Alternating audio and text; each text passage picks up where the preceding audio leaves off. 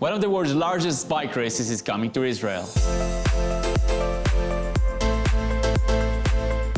I'm super excited because this race is honoring one of my sports idols, who is also one of the secret heroes of the Holocaust, an Italian named Gino Bartali. During World War II, Gino Bartali risked his life, helping to save hundreds of Jews from the Nazis. He did this by smuggling fake documents inside his bike. He rode thousands of kilometers just under the nose of the Nazis, who were everywhere.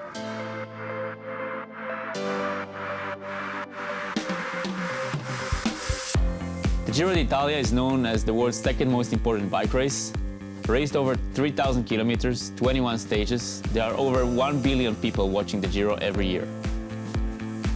Bartali won the Giro d'Italia 3 times, the Tour de France twice, and he set records that never been beaten. Bartali is more than a cyclist. He's a national hero in Italy. The fact that Giro d'Italia organizers agreed to bring the race to Israel was mainly thanks to his story and what he symbolized for Israel and for Italy. This story begins on the eve of World War II, July 1938. Italy is a police state ruled by a fascist, totalitarian government led by dictator Benito Mussolini. There is no free speech, government opponents are silenced or killed.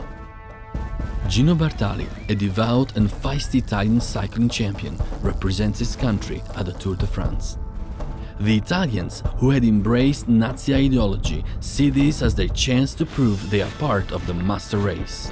Bartali wins and is expected to dedicate his win to Mussolini and the fascists. But instead he makes a defiant choice. He insults Mussolini by ignoring him in his victory speech.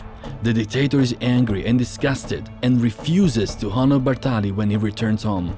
This will not be the last time Bartali stands up against the racist regime to do what he believes is right. September 1938, the fascists passed laws restricting Jews in almost every way. They stripped foreign-born Jews of their Italian citizenship and herd them into internment camps. They confiscate the property of native-born Italian Jews, expel them from their jobs, bar them from schools and colleges, and require them to register for a special Jewish census that constantly informs the fascists where they are. The next year, Italy and Germany make a pact of steel and agree to become allies should war break out. In September, the Nazis invade Poland and World War II begins. 1939 to 1942. Life is hard for Italian Jews, but for the moment, the only yellow stars are the ones in the sky. They can move freely around the cities and villages, and there are no cattle cars to Auschwitz and the crematoria. And because of this, Jews flee from all over Europe to Italian occupied territory, trying to escape the Nazis. Through the winter and spring of 1943, Italian forces suffer defeats in North Africa and the Eastern Front. Meanwhile, Allied forces invade Sicily and bomb major cities. Italy is on the verge of defeat, yet Mussolini refuses to surrender. July 25, 1943. Faced with popular unrest, Mussolini is deposed and arrested. Italians celebrate the end of the fascist police state. September 1943. The new government signs an armistice with the Allies, but the war is far from over, because the next day the Nazis respond by invading and occupying northern Italy. The Jews there are trapped, there is nowhere to flee, and almost every Jew immediately tries to hide. The Nazis begin hunting them, as in every country they conquer. Most of the captured are herded onto trains bound for Auschwitz. Others are murdered on the spot. Bartali, a devout Catholic, is summoned to a secret meeting with the Archbishop of Florence, Cardinal Elia della Costa. The Jews hiding in Florence and the surrounding countryside require food, shelter, and most importantly, false documents hiding their Jewish identity. An underground network devoted to saving them has arranged for counterfeit papers to be printed in Assisi, over 100 miles away. Photographs must be brought there and the finished papers returned to Florence. Bartali is asked to be the courier. If he's caught, he risks being killed. But Bartali has been keeping another secret. For several months has been hiding Jewish refugees, Giacomo Goldenberg and his family, in his apartment. He agrees to help. November 1943. Dawn. Bartali begins his first mission to Assisi with photographs and documents hidden in the frame of his bicycle. He shows his papers to the Nazi soldiers guarding the entrance to Florence and leaves the city. They assume he is simply training. Several hours later, he makes a steep ascent to the San Damiano monastery in Assisi. Safely inside the compound, he removes the fugitives' photos from his bicycle and gives them to Father Rufino Nicacci. The photos are used in false papers, printed at the nearby press of Luigi and Trento Brizzi. Nuns at the adjacent convent open the window and loudly sing vespers to drown out the sound of the press from the Nazis and Fascists. That afternoon, Bartali receives counterfeit documents and heads back to Florence.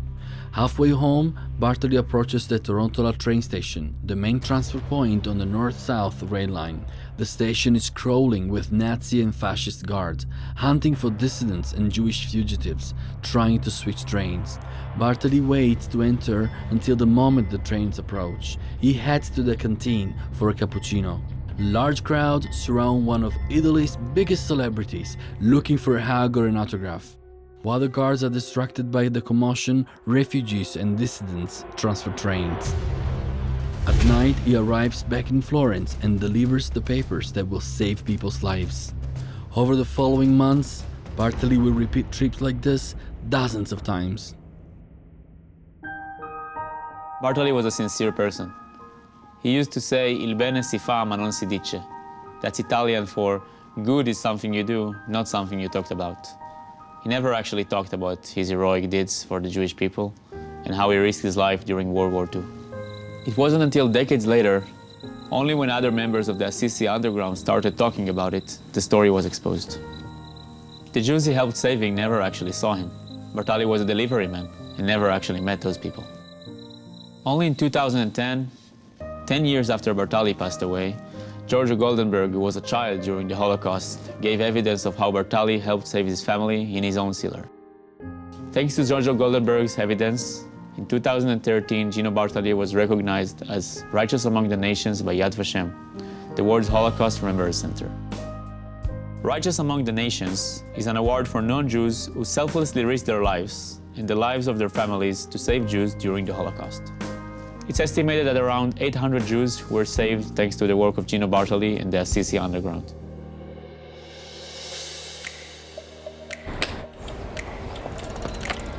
What attracts me in Bartali's story is that just like me, he loves cycling.